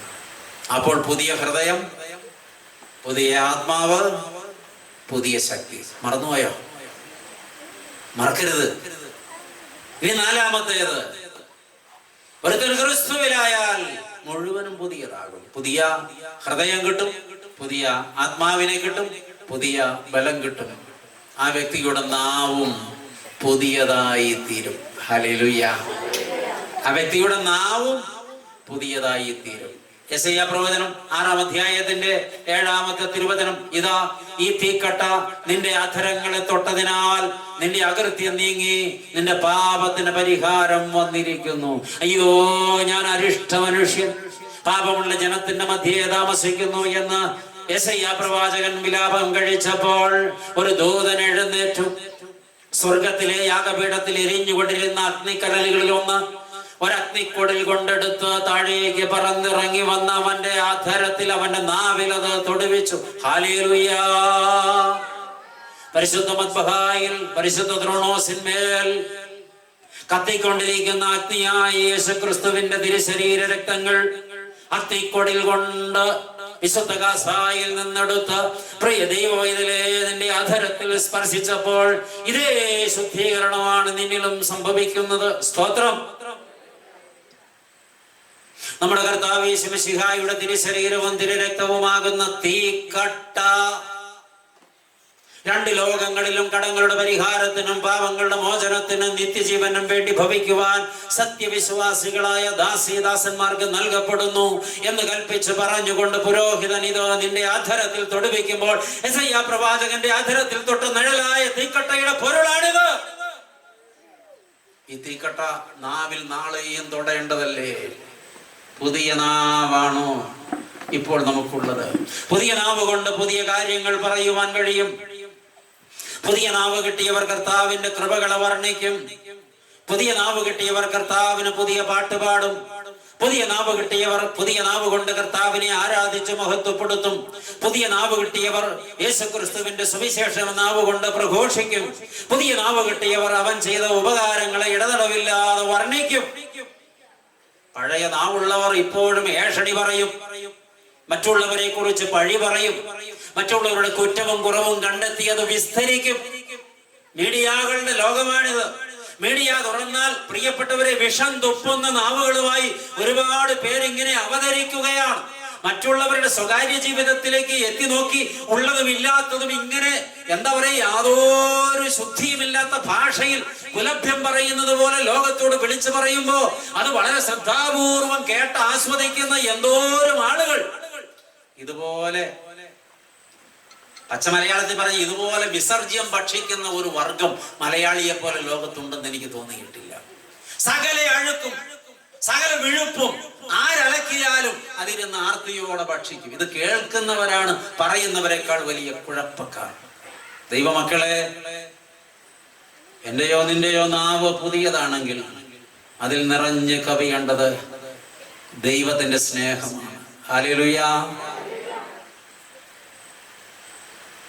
ഇത് അധരങ്ങളെ തൊട്ടതിനാൽ നിന്റെ അകൃത്യം നീങ്ങി, നിന്റെ പാപത്തിന് പരിഹാരം വന്നിരിക്കുന്നു. നിരന്തരമായി വിശുദ്ധ കുർബാനയെ അനുഭവിച്ചിട്ടും പരദൂഷണം നിർത്താത്ത, മറ്റുള്ളവരുടെ സ്വകാര്യതയിലേക്ക് എത്തി നോക്കി അവരെ കുറിച്ച് വഷളത്വം പറയാത്ത ഒരു നാവ് നമുക്ക് കിട്ടിയിട്ടില്ലെങ്കിൽ നമ്മൾ പരിശുദ്ധ കുർബാനയെ അപമാനിക്കുന്നവരായി വരുമല്ലോ. 149-ാം സങ്കീർത്തനം 1-ാം വാക്യം, കർത്താവിന് പുതിയൊരു പാട്ടും ഭക്തന്മാരുടെ സഭയിൽ അവന്റെ സ്തുതിയും പാടുവിൻ. ഹല്ലേലൂയ. ഇതാണ് നമ്മുടെ നാവിന്റെ നിയോഗമാകേണ്ടത്. സ്തോത്രം. പുതിയ സൃഷ്ടിക്ക് പുതിയ നാവുണ്ടാകും. നമ്മൾ സംസാരിക്കപ്പെടുന്നത് ഈ പറഞ്ഞ കൃപകൾ നിറഞ്ഞ വാക്കുകളല്ലെങ്കിൽ നാം ഇപ്പോഴും പഴയതാണ്. ദൈവമേ, എനിക്കൊരു പുതിയ നാവ് തരണമെന്ന്, നീ എൻ്റെ ആയുസ്സിൽ ഒരിക്കലും ഞാൻ എൻ്റെ നാവ് കൊണ്ട് ഒരാളെ കുറിച്ചും പഴി പറയില്ലെന്ന് ഹൃദയത്തിൽ ഇന്ന് ദൈവസന്നിധിയിൽ പ്രാർത്ഥിച്ച് സമർപ്പിക്കണം. 40-ാം സങ്കീർത്തനം ധ്യാനിച്ചു നോക്കുക. ഞാൻ കർത്താവിനായി കാത്തിരുന്നു. അവനെങ്കിലേക്ക് ചാഞ്ഞു, എന്റെ നിലവിളി കേട്ടു. നാശകരമായ കുഴിയിൽ നിന്നും കുഴഞ്ഞ ചേറ്റിൽ നിന്നും അവൻ എന്നെ കരം പിടിച്ചുയർത്തി. ഉറപ്പുള്ള ഒരു പാറമേൽ അവൻ എന്നെ നിർത്തി. അവൻ എൻ്റെ വായിൽ പുതിയ ഒരു പാട്ട് തന്നു. ഹല്ലേലൂയ! നമ്മുടെ കർത്താവിന് സ്തുതി തന്നെ സ്തുതി. ആമേൻ. ദൈവമക്കളെ, ഇപ്രകാരമൊക്കെ നാം നാശകരമായ കുഴിയിൽ നിന്നും കുഴഞ്ഞ ചേറ്റിൽ നിന്നും കർത്താവിന്റെ ആണിപ്പഴുതുള്ള കരത്താൽ വലിച്ചെടുക്കപ്പെട്ടിട്ട് ക്രിസ്തുവാകുന്ന ഉറപ്പുള്ള പാറമേൽ പ്രതിഷ്ഠിക്കപ്പെട്ടവരാണെങ്കിൽ നമ്മുടെ വായിൽ നിന്ന് പാടുന്നത് സ്തോത്രഗാനങ്ങളാണ്. കർത്താവിനുള്ള പുതിയ പാട്ട്. അതല്ല നമ്മുടെ നാവിൽ നിന്ന് പുറപ്പെടുന്നതെങ്കിൽ നാം ഇപ്പോഴും പഴയതല്ലേ. എഫെസ്യ ലേഖനം 5-ാം അധ്യായം 19-20 വാക്യങ്ങൾ സങ്കീർത്തനങ്ങളാലും സ്തുതികളാലും ആത്മീക ഗീതങ്ങളാലും ദൈവത്തെ പുകഴ്ത്തുവാനല്ലേ അപ്പോസ്തലനായ പൗലോസ് ഓർമ്മപ്പെടുത്തുന്നത്. 100-ാം സങ്കീർത്തനം മുഴുവൻ അങ്ങനെ തന്നെയല്ലേ ഓർമ്മപ്പെടുത്തുന്നത്. അതുകൊണ്ട് നമ്മുടെ അധരങ്ങൾ സംസാരിക്കേണ്ടത് ഉപ്പിനാൽ രുചി വരുത്തിയതും ദൈവകൃപയാൽ നിറയപ്പെട്ടതും ദൈവസ്നേഹത്താൽ പൂർണ്ണതപ്പെട്ടതുമായ ആരാധനയുടെ, സ്തോത്രത്തിന്റെ, കൃതജ്ഞതയുടെ, ദൈവസ്നേഹത്തിന്റെ വചനങ്ങളായിരിക്കട്ടെ. പുതിയ നാവ് പ്രാപിച്ചവരെങ്കിൽ അതിന് യോഗ്യമാവണ്ണം സംസാരിക്കുന്നവരുമാകണം. ഹല്ലേലൂയ! ഇനി എൻ്റെ നാവിൽ നിന്ന് അരുതാത്തതൊന്നും പുറപ്പെടില്ല എൻ്റെ നാഥ എന്ന് ഇവിടെ ഇരുന്ന് ഇന്ന് രാത്രി ചങ്കുപൊട്ടിയൊന്ന് പറയാൻ കഴിഞ്ഞാൽ മഹാഭാഗ്യം. അതങ്ങനെ സംഭവിക്കട്ടെ. പുതുതായി തീരുന്ന 4 കാര്യങ്ങൾ: 1 ഹൃദയം, 2 ആത്മാവ്, 3 പുതിയ ബലം, 4 പുതിയ നാവ്, 5 ക്രിസ്തുവിലായി തീരുമ്പോൾ ഒരു വ്യക്തിക്ക് പുതിയ സന്തോഷം ലഭിക്കുന്നു. ഹല്ലേലൂയ! പുതിയ സന്തോഷം ലഭിക്കും. ഇതൊക്കെ ആയിത്തീർന്ന ആളാണ് പൗലോസ്ലീഹ. അദ്ദേഹമാണ് പറഞ്ഞത്, ഒരുത്തൻ ക്രിസ്തുവിലായാൽ അവൻ പുതിയതാകുന്നു. അതുവരെ അദ്ദേഹം അങ്ങനെ ആയിരുന്നില്ല. ദൈവമക്കളെ, പുതിയ സന്തോഷം. റോമാലേഖനം 14-ാം അധ്യായത്തിന്റെ 7-ാമത്തെ വാക്യം: ദൈവരാജ്യം ഭക്ഷണവും പാനീയവുമല്ല, നീതിയും സമാധാനവും പരിശുദ്ധാത്മാവിൽ സന്തോഷവും അത്രേ. ഹല്ലേലൂയ! ദൈവരാജ്യം നീതിയാണ്, ദൈവരാജ്യം സമാധാനമാണ്, പരിശുദ്ധാത്മാവിൽ സന്തോഷമാണ്. ദൈവരാജ്യം ഭക്ഷണമല്ല, ദൈവരാജ്യം പാനീയവുമല്ല, ലോകത്തിന്റെ ഒന്നുമല്ല. അത് നീതിയാണ്, സമാധാനമാണ്, പരിശുദ്ധാത്മാവിലെ സന്തോഷമാണ്. ക്രിസ്തുവിൽ പുതിയ സൃഷ്ടിയാകുമ്പോൾ ജീവിതത്തിൽ പുതിയ സന്തോഷവും സന്തോഷത്തിന്റെ പുതിയ മേഖലകളും കടന്നു വരും. നാളിതുവരെ സന്തോഷിച്ചിരുന്ന വിഷയങ്ങൾ വെറുത്ത് ക്രിസ്തുവിലും അവന്റെ സ്നേഹത്തിലും അവന്റെ വചനത്തിലും സന്തോഷിക്കാൻ കഴിയും. നമുക്ക് പലപ്പോഴും അത് കഴിയുന്നില്ല. ലോകപ്രകാരമുള്ള സന്തോഷങ്ങൾ, ലോകത്തിന്റെ കൂട്ടുകാരോടുകൂടിയുള്ള ഉല്ലാസങ്ങൾ, ജഡത്തെ പരിപോഷിപ്പിക്കുന്ന ഉല്ലാസ വിഷയങ്ങൾ, അതെല്ലാം ഉപേക്ഷിച്ച് കളഞ്ഞിട്ട് ആത്മപ്രകാരമുള്ള സന്തോഷം, ക്രിസ്തുവിൽ ഒന്നായരോടൊപ്പമുള്ള സന്തോഷം, ക്രിസ്തുവിനോട് കൂടെയുള്ള സന്തോഷം പ്രാപിക്കും. ഇതാണ് നമ്മിൽ സംഭവിക്കേണ്ടത്. ഇന്ന് ഈ ആളുകളെല്ലാം പലപ്പോഴും വാടിപ്പോകുന്നവരാണ്. അവരുടെ സന്തോഷത്തിന്റെയും സന്താപത്തിന്റെയും നിലവാരം നിർണയിക്കുന്നത് ലോകമാണ്, ലോകസംഭവങ്ങളാണ്. ഇന്നിപ്പോ കേന്ദ്ര സർക്കാർ ബഡ്ജറ്റ് അവതരിപ്പിച്ചിട്ടുണ്ട്. അതിന്റെ ബാക്കി പത്രം എന്താണെന്ന് എനിക്കിപ്പോഴും മനസ്സിലായിട്ടില്ല. കുറെ പേരുടെ സന്തോഷം ഇതിനോട് പോയി കാണും. കുറെ പേര് ഇതിനാൽ സന്തോഷിക്കുന്നുണ്ടാകണം. പ്രിയപ്പെട്ടവർ, ലോകപ്രകാരമാണ്. എന്നാൽ ആത്മപ്രകാരം സന്തോഷിക്കാൻ കഴിയണം. ഹല്ലേലൂയ! കാരാഗ്രഹത്തിൽ ചങ്ങലകളാൽ ബന്ധിതരായി ആമപ്പോട്ടിൽ ബന്ധിക്കപ്പെട്ടിരിക്കുകയാണ് പൗലോസും ശീലാസും. അർദ്ധരാത്രി കഴിഞ്ഞു. പൗലോസ് ഉറങ്ങിയിട്ടില്ല, ശീലാസ് ഉറങ്ങിയിട്ടില്ല. ശീലാസ് ഞരങ്ങുകയാണ്. പൗലോസ് ചോദിച്ചു, നീ എന്താ ശീലാസ് ഞരങ്ങുന്നത്? എനിക്ക് സഹിക്കാൻ വയ്യ. ഈ ആമത്തിന്റെ തടി എന്റെ ചുമലിലിരിക്കുന്നോണെങ്കിൽ ശ്വാസം വിടാൻ വയ്യ. ഞാൻ ഈ തറയിൽ കമിഴ്ന്ന് കിടന്ന് മടുത്തു. എന്നാലും എന്റെ പൗലോസേ, നാം കർത്താവിന് വേണ്ടി ഇത്രയൊക്കെ ചെയ്തിട്ടും കർത്താവ് നമ്മുടെ ഈ കഷ്ടം കാണാത്തതെന്ത്? എന്തേ അവൻ നമ്മെ വിടുവിക്കാത്തത്? ഇത്രയൊക്കെ ശീലാസ് പറഞ്ഞു കാണുമെന്ന എന്റെ ഒരു ധാരണ. വേദപുസ്തകത്തിലില്ല കേട്ടോ. പെട്ടെന്നാണ് ഇത് സംഭവിച്ചത്. ആ ഇരുട്ടിനെ കീറി മുറിച്ച അപ്പോസ്തലനായ പൗലോസിന്റെ ശബ്ദം ആ കാരാഗ്രഹത്തെ പിടിച്ച് കുലുക്കി. ശീലാസ് നടുങ്ങിപ്പോയി. ശീലാസ് എന്താണ് പൗലോസ്? ദൈവത്തിനെതിരെ ഞരങ്ങുക പോലും ചെയ്യരുത്. എന്നെയും നിന്നെയും ഇന്ന് രാത്രി ഈ കാരാഗ്രഹത്തിൽ ആമപ്പൂട്ടിലിട്ട തമ്പുരാന് എന്തെങ്കിലും ഒരു പദ്ധതി ഇല്ലാതിരിക്കില്ല. ദൈവത്തിനൊരു പദ്ധതിയുണ്ട്. അതുകൊണ്ട് ഈ കാരാഗ്രഹത്തിൽ എന്നെയും നിന്നെയും ആമത്തിൽ പൂട്ടി ബന്ധിക്കുവാനിട വരുത്തിയ ദൈവത്തെ പാടി സ്തുതിക്കണം. സന്തോഷം പോകുന്ന വഴിയുണ്ടോ? ഹല്ലേലൂയ. നമ്മുടെയൊക്കെ ജീവിതത്തിൽ ചെറിയ പ്രയാസം വന്നാൽ പിന്നെ നമ്മൾ പാടുവോ? സ്തോത്രം ചെയ്യുവോ? കൈകൊട്ടുവോ? ആരാധിക്കുവോ? ഒരു മരണം നടന്നാൽ പിന്നെ ആ കൊല്ലം വീട്ടിൽ ക്രിസ്മസ് കരോട് പോലും പാടാനൊക്കെ ആനന്ദമേ ഇല്ല. നമുക്ക് നക്ഷത്ര വെള്ളത്തും തൂക്കുകയില്ല. പിന്നെ ഒരു കൊല്ലത്തേക്ക് പെരുന്നാളുകൾ വന്നാലും, ഈ ഈസ്റ്റർ ആയിക്കോട്ടെ, ക്രിസ്മസ് ആയിക്കോട്ടെ, എന്തെങ്കിലും ഒരു പ്രധാനപ്പെട്ട നമ്മുടെ കർത്താവിനടുത്ത പെരുന്നാളുകൾ ഏത് വന്നാലും വീട്ടിൽ ഓരോ ആഘോഷം ഉണ്ടാവില്ല. ബാക്കിയുള്ള 360 ദിവസത്തിൽ ഈ പെരുന്നാൾ ദിവസം കഴിച്ച് ബാക്കി എല്ലാ ദിവസവും ഇറച്ചി, മീനും, മുട്ടയും പാലും. ഈ പെരുന്നാൾ ദിവസം മാത്രം ആഘോഷങ്ങളൊന്നും ഉണ്ടാവില്ല. ഇല്ലെങ്കിൽ നിങ്ങൾ എന്നെ തിരുത്ത.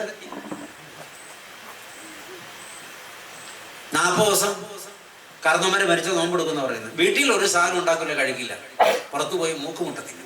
അതാ ഇപ്പോഴത്തെ നോമ്പ്. ദൈവമക്കളെ, ഈ നാടകമൊക്കെ നിർത്ത്. എന്നിട്ട് ദൈവസന്നിധിയിൽ സന്തോഷിക്കണം. ഹല്ലേലൂയ. പൗലോസും ശീലാസും ആ രാത്രി പാട്ടുപാടി ദൈവത്തെ സ്തുതിച്ചു. ആരാധന സ്വർഗത്തിലെത്തി. സ്വർഗത്തിലെ ദൈവം ഈ ആരാധന നടക്കുന്നിടത്തേക്ക് ഇറങ്ങി വന്നു. കാരാഗ്രഹത്തിന്റെ അടിത്തട്ടിൽ ദൈവത്തിന്റെ കാൽപാദം ചവിട്ടിയ നിമിഷം കാരാഗ്രഹത്തിന്റെ അടിത്തറ കുലുങ്ങി. ഇരുമ്പോടാമ്പലുകൾ പറഞ്ഞു തെറിച്ചുപോയി. വാതിൽപ്പാളികൾ മലർക്കെ തുറന്നു. ആമപ്പൂട്ടുകൾ പൊട്ടി. തടവുപുള്ളികളെല്ലാം സ്വതന്ത്രരായി. കാരാഗ്രഹ പ്രമാണി നടുങ്ങി. ഇനി ജീവിച്ചിട്ട് കാര്യമില്ല. ഒരു തടവുപുള്ളി രക്ഷപ്പെട്ട നാളെ തന്റെ കഴുത്തുമണി തലയില്ല, തന്നെ കൊല്ലും, എന്നാൽ സ്വയം ചത്തേക്കാം. ഉടവാൾ ഊരി നെഞ്ചിൽ കൊത്തിയിറക്കാൻ അവൻ ആഞ്ഞപ്പോ പൗലോസ് അവനെ തടഞ്ഞു. നിർത്ത്, പോയിട്ടില്ല, ആരും പോകുകയുമില്ല എന്ന് ദൈവത്താൽ സംഭവിച്ചതാണ്. ആ കാരാഗ്രഹം മുഴുവൻ അന്ന് രാത്രി ദൈവിക പ്രകാശം കൊണ്ട് നിറഞ്ഞു. ഹല്ലേലൂയ. കാരാഗ്രഹ പ്രമാണി മാനസാന്തരപ്പെട്ടു. പുതിയ സന്തോഷം അത് ക്രിസ്തുവിലായി തീർന്നവർക്ക് മാത്രമുള്ളതാണ്. ഹല്ലേലൂയ. അവർക്ക് മാത്രമേ അത് മനസ്സിലാവുള്ളൂ. മറ്റുള്ളവരോട് പറഞ്ഞാൽ മനസ്സിലാവില്ല. 45-ാം സങ്കീർത്തനം 7-ാം വാക്യം, നിന്റെ കൂട്ടുകാരിൽ പരമായി നിന്നെ ആനന്ദതയിലും കൊണ്ട് അഭിഷേകം ചെയ്തിരിക്കുന്നു. സ്തോത്രം. ഈ ആനന്ദം ദൈവമക്കൾക്ക് മനസ്സിലാകുന്നതാണ്. അല്ലാത്തവർക്ക് പറഞ്ഞാലും മനസ്സിലാവില്ല, അനുഭവിക്കാൻ ഒക്കുകയില്ല. യേശുവിനെ കുറിച്ച് അവൻ പരിശുദ്ധാത്മാവിൽ ആനന്ദിച്ചു എന്ന് രേഖപ്പെടുത്തിയിരിക്കുന്നു. ലൂക്കോസ് എഴുതിയ രക്ഷാസുവിശേഷം 10-ാം അധ്യായം 21-ാം വാക്യം. ആത്മാവിൽ ആനന്ദിക്കണം. ആത്മാവിൽ ആനന്ദിക്കണം. ക്രിസ്തുവിനോട് ചേർന്നാൽ ചിരിക്കരുത്, കരഞ്ഞുകൊണ്ടിരിക്കണമെന്ന് ആർക്കൊക്കെയോ ഒരു തെറ്റിദ്ധാരണയുണ്ട്. ഹല്ലേലൂയ. ക്രിസ്തുവിനോട് ചേർന്നാലാണ് ഫുൾ ടൈം നാം പ്രസന്നവദനരായിരിക്കേണ്ടത്. നക്ഷത്രം പോലെ കണ്ണുകൾ തിളങ്ങണം. എപ്പോഴും നമുക്ക് സന്തോഷമായിരിക്കണം. ഹല്ലേലൂയ. മൂടിക്കെട്ടിയ മുഖവുമായിരിക്കുന്നവർക്ക് ക്രിസ്തുവിൽ സന്തോഷം എന്തെന്ന് ഇപ്പോഴും മനസ്സിലായിട്ടില്ല. കഷ്ടമുണ്ട്, നഷ്ടമുണ്ട്, രോഗമുണ്ട്, പീഡയുണ്ട്, വേദനയുണ്ട്, പ്രയാസമുണ്ട്. അതിൻ്റെ മധ്യത്തിലും പ്രശോഭയുള്ളവരായി, സമാധാനമുള്ളവരായി, സന്തോഷമുള്ളവരായി ഇരിക്കാൻ കഴിയുന്നത് ക്രിസ്തുവിലായി തീർന്നത് കൊണ്ടാണ്. സ്തോത്രം. ഹല്ലേലൂയ. നിങ്ങളെല്ലാവരും മടുത്തു. സമയം തീർന്നു കേട്ടോ. 122-ാം സങ്കീർത്തനത്തിന്റെ 1-ാമത്തെ വാക്യം. കർത്താവിന്റെ ആലയത്തിലേക്ക് നാം പോകാ എന്ന് അവർ എന്നോട് പറഞ്ഞപ്പോൾ ഞാൻ സന്തോഷിച്ചു. എപ്പോ സന്തോഷിച്ചു? കർത്താവിന്റെ ആലയത്തിലേക്ക് നാം പോകാ എന്ന് അവർ എന്നോട് പറഞ്ഞപ്പോൾ ഞാൻ സന്തോഷിച്ചു. ഇപ്പൊ അങ്ങനെ പറഞ്ഞ സന്തോഷം വരുമോ? ഇപ്പോഴത്തെ ജനറേഷൻ, യങ് ജനറേഷനോട് കർത്താവിന്റെ ആലയത്തിലേക്ക് പോകാൻ മക്കളെ എന്ന് പറഞ്ഞാൽ സന്തോഷം വരുമോ? ഇല്ല. അവർ തിരിഞ്ഞു കിടക്കും, പുറകുറുക്കും, പുതപ്പൊന്നോടെ വലിച്ചു മൂടി പുതയ്ക്കും. ഒരു കൺവെൻഷൻ പന്തലിലും പിള്ളേരില്ല, ഒരു പള്ളി ആരാധനയിലും പിള്ളേരില്ല. സൺഡേ സ്കൂളിന്റെ സമയമാകുമ്പോൾ എവിടെന്നെങ്കിലും ഉന്തി തള്ളി കൊണ്ടുവരും. എന്താ സംഭവം? കർത്താവിന്റെ ആലയത്തിലേക്ക് പോകുന്നതിന്റെ സന്തോഷം അവർക്ക് മനസ്സിലായിട്ടില്ല. അവർക്ക് സന്തോഷിക്കാൻ പല വിഷയങ്ങളുണ്ട്. ഹല്ലേലൂയ. പുതിയ സൃഷ്ടിയായാൽ പള്ളിയിൽ പോകുന്നതിൽ സന്തോഷം, ആരാധനയിൽ സംബന്ധിക്കുന്നതിൽ സന്തോഷം, വചനം കേൾക്കുന്നതിൽ സന്തോഷം, വചനം വായിക്കുന്നതിൽ സന്തോഷം, പാട്ട് പാടുന്നതിൽ സന്തോഷം, പ്രാർത്ഥിക്കുന്നതിൽ സന്തോഷം, പാവങ്ങൾക്ക് കൊടുക്കുന്നതിൽ സന്തോഷം, മറ്റുള്ളവരെ സഹായിക്കുന്നതിൽ സന്തോഷം, വിശുദ്ധ ജീവിതം നയിക്കുന്നതിൽ സന്തോഷം, പാപത്തെയും അതിന്റെ സുഖങ്ങളെയും വെറുക്കുന്നതിൽ സന്തോഷം. ഹല്ലേലൂയ. ഇതാണ് പുതിയ സൃഷ്ടി. നാൾതോറും പുതിയ സൃഷ്ടിയായി തീരണം. ഇത്രയും ആകുമ്പോൾ സമയം തീർന്നേ. ഞാൻ 5 മിനിറ്റ് വൈകി തുടങ്ങിയത് കൊണ്ട് 2 മിനിറ്റോടെ ഞാൻ എടുക്കുവാണേ. ദൈവദിന സ്തോത്രം. 6ാമത് പുതിയ ഫലങ്ങൾ നമ്മിൽ നിന്ന് പുറപ്പെടും. തീർന്നേ. 1 പുതിയ ഹൃദയം, 2 പുതിയ ആത്മാവ്, 3 പുതിയ ശക്തി, 4 പുതിയ നാവ്, 5 പുതിയ സന്തോഷം, 6 പുതിയ ഫലങ്ങൾ. 1-ാം സങ്കീർത്തനം 3-ാം വാക്യം, പുതിയ സൃഷ്ടി പുതിയ ഫലം തക്ക കാലത്ത് കായ്ക്കും. ദുഷ്ടന്മാരുടെ ആലോചന പ്രകാരം നടക്കാതെയും പാപികളുടെ വഴിയിൽ നിൽക്കാതെയും പരിഹാസികളുടെ ഇരിപ്പിടത്തിൽ ഇരിക്കാതെയും കർത്താവിന്റെ വേദപ്രമാണത്തെ രാപകൽ ധ്യാനിക്കുന്ന മനുഷ്യൻ അവൻ ആറ്റിരിക്കുന്നത് നട്ടിരിക്കുന്നതും തക്ക കാലത്ത് ഫലം കായ്ക്കുന്നതും ഇലവാടാത്തതുമായ വൃക്ഷം പോലെ ഇരിക്കും. ഹല്ലേലൂയ. തക്ക കാലത്ത് ഫലം കായ്ക്കും പുതിയ സൃഷ്ടി. പുതിയ സൃഷ്ടിയിൽ നിന്ന് പുറപ്പെടുന്ന ഫലങ്ങളെ കുറിച്ച് ഗലാത്യ ലേഖനം 5-ാം അധ്യായത്തിന്റെ 22-23 തിരുവചനങ്ങളിൽ ആത്മാവിന്റെ 9 ഫലങ്ങളെ അപ്പോസ്തലനായ പൗലോസ് രേഖപ്പെടുത്തിയിട്ടുണ്ട്. സ്നേഹമാകുന്ന ഫലം, സന്തോഷമാകുന്ന ഫലം, സമാധാനമാകുന്ന ഫലം, ദീർഘക്ഷമയാകുന്ന ഫലം, ഇങ്ങനെ 9 ഫലങ്ങളെ കുറിച്ച് പറഞ്ഞിട്ടുണ്ട്. ഈ ഫലങ്ങളെല്ലാം എന്നിൽ നിന്നും നിങ്ങളിൽ നിന്നും പുറപ്പെടുന്നുണ്ടെങ്കിൽ നിശ്ചയം നാം പുതിയ സൃഷ്ടി തന്നെ. ഈ ഫലങ്ങൾ നമ്മിൽ നിന്ന് പുറപ്പെടുന്നില്ലെങ്കിൽ നാം ഇപ്പോഴും പഴയതായി തന്നെ നിൽക്കുന്നു. അതുകൊണ്ട് ഫലം കൊണ്ട് വൃക്ഷത്തെ തിരിച്ചറിയാം എന്ന പാഠമോർക്കുക, തിരുത്തപ്പെടണം. ജഡത്തിന്റെ ഫലങ്ങളെ കുറിച്ച് പൗലോസ് അതിനു മുമ്പ് പറഞ്ഞിട്ടുണ്ട് അതേ അധ്യായത്തിൽ. എബ്രായ ലേഖനം 13-15 പറയുന്നു, അധരഫലം എന്ന സ്തോത്രയാഗം ഇടപെടാതെ അർപ്പിപ്പിൻ. ഹല്ലേലൂയ. അധരഫലം സ്തോത്രയാഗമാണ്. അധരഫലം അത് ഇടപെടാതെ അർപ്പിക്കണം. ആകയാൽ സ്നേഹിതരെ, നമുക്ക് പുതിയ സൃഷ്ടിയാകേണ്ടതുണ്ടോ ഈ രാത്രി? സത്യമായിട്ടും എനിക്കൊരു പുതുക്കം ആവശ്യമില്ലേ? ഉണ്ടെങ്കിൽ ഇപ്പോൾ തന്നെ അതിനായി ആഗ്രഹിക്കുകയും പ്രാർത്ഥിക്കുകയും സമർപ്പിക്കുകയും ചെയ്യും. ക്രിസ്തുവിലായി തീർന്നല്ലാതെ ഈ രാത്രി ഈ പന്തലിൽ നിന്ന് ഒരു കുഞ്ഞു പോലും മടങ്ങാതിരിക്കട്ടെ. പുതിയ സൃഷ്ടിയായിട്ടല്ലാതെ ആർക്കും മടങ്ങിപ്പോകാൻ ഇടവരാതിരിക്കട്ടെ. പുതുക്കം സംഭവിക്കട്ടെ. റോമാലേഖനം 12-ാം അധ്യായം 2-ാം വാക്യം, നിങ്ങൾ ലോകത്തിന് അനുരൂപമാകാതെ നന്മയും പ്രസാദവും പൂർണ്ണതയുമുള്ള ദൈവഹിതം എന്നതെന്ന് തിരിച്ചറിയേണ്ടതിന് മനസ്സ് പുതുക്കി രൂപാന്തരപ്പെടുകയും. കൺവെൻഷനുകളിൽ സംഭവിക്കേണ്ടത് ഈ രൂപാന്തരപ്പെടലാണ്, ഈ പുതുക്കങ്ങളാണ്. ഇത് സംഭവിക്കുന്നില്ലെങ്കിൽ കൺവെൻഷനുകൾ വെറുതെയാണ്. അതുകൊണ്ട് സ്നേഹമുള്ളവരെ, ഈ രാത്രി നമ്മളിൽ പുതുക്കം സംഭവിക്കട്ടെ. അടിമുടി പുതുക്കപ്പെട്ടവരായി, കർത്താവിന് കൊള്ളാവുന്നവരായി, സഭയ്ക്ക് കൊള്ളാവുന്നവരായി നമുക്ക് നമ്മുടെ വിശ്വാസ ജീവിതം തുടരാം. ദൈവം അനുഗ്രഹിക്കട്ടെ. തലകളെ വണക്കാം, കണ്ണുകളടയ്ക്കാം, പ്രാർത്ഥിക്കാം. കരുണാസമ്പൂർണനായ കർത്താവേ, ഈ ഭാഗ്യകരമായ രാത്രിക്കായി നന്ദിയോടെ സ്തോത്രം. നിന്റെ പാദപീഠത്തിൽ നിന്റെ മക്കളെ വിളിച്ച് നിന്റെ ചാരത്ത് കൊണ്ടുവന്നിരുത്തി സ്വർഗം തുറന്ന് ഇറങ്ങി വന്ന് മധുരമായി, ആഴമായി, ശക്തമായി, സ്നേഹമായി നീ ഞങ്ങളോട് സംസാരിച്ചു. ഒരുത്തൻ ക്രിസ്തുവിലായാൽ അവൻ പുതിയ സൃഷ്ടിയാകുന്നു എന്ന ഞങ്ങൾ ഒരുപാട് പറഞ്ഞു പഴകിയ വചനം ഇന്ന് ഞങ്ങൾക്ക് പുതിയതായി നീ കേൾപ്പിച്ചു. ഞങ്ങളിൽ അടിമുടി പുതുക്കം സംഭവിക്കണം. ദൈവമേ, ആ പുതുക്കം ഏതെല്ലാം മേഖലകളിൽ എങ്ങനെയെല്ലാം സംഭവിക്കണമെന്ന് വളരെ വ്യക്തതയോടെ, വളരെ കൃത്യതയോടെ നീ ഞങ്ങളെ കേൾപ്പിച്ചു. 6 കൂട്ടം പുതുക്കങ്ങളാണ് നീ ഞങ്ങളോട് ആവശ്യപ്പെട്ടത്. ഹൃദയം പുതിയതാകണം, പുതിയ ആത്മാവിനെ പ്രാപിക്കണം, പുതിയ ബലം പ്രാപിക്കണം, പുതിയ നാവ് പ്രാപിക്കണം. ദൈവമേ, നിന്റെ സന്നിധിയിൽ ഞങ്ങളുടെ ജീവിതത്തിൽ അടിമുടി പുതുക്കം പ്രാപിക്കണം, പുതിയ സന്തോഷം പ്രാപിക്കണം, പുതിയ ഫലങ്ങളെ പുറപ്പെടുവിക്കണം. ഈ രാത്രി ഞങ്ങൾ ഇത് കേട്ടിട്ട് പുതുക്കപ്പെടാതെ ഇവിടെ നിന്ന് പോയി നിത്യശിക്ഷയ്ക്ക് വിധേയരായി പോകരുത്. ദൈവമേ, ഇവിടെ ഈ സമയത്ത് അനുതാപ ഹൃദയത്തോടെ തലകുമ്പിട്ട് പൊടിഞ്ഞ് കരയുന്ന മക്കളെ നീ കാണണം. ഈ രാത്രി ചിലരുടെ മാനസാന്തരത്തിന്റെ, പുനരർപ്പണത്തിന്റെ, പുതുക്കപ്പെടലിന്റെ രാത്രിയാണ്. ഈ രാത്രി ഈ പന്തലിൽ ഒരു കൊയ്ത്ത് നടക്കട്ടെ തമ്പുരാനെ. ചില ആത്മാക്കൾ നിന്റെ പക്ഷത്തേക്കൊന്ന് മാറ്റി നിർത്തപ്പെടട്ടെ. അവർ നിന്റേതായി തീരട്ടെ. പുതിയ സൃഷ്ടിയായി ഈ പ്രിയപ്പെട്ടവർക്ക് അത്ഭുതമാകും വണ്ണം ഇവിടെ നിന്ന് മടങ്ങുവാൻ നീ അനേകരെ എഴുന്നേൽപ്പിക്കണമെന്ന് പ്രാർത്ഥിക്കുന്നു. ദൈവമായ കർത്താവേ, നിന്റെ ദാസനെ ബലത്തോടെ നിർത്തിയ കൃപയ്ക്കായിട്ട് സ്തോത്രം. ഏൽപ്പിച്ച സന്ദേശത്തിനായിട്ട് സ്തോത്രം. മഹത്വം കർത്താവ് എടുക്കണം.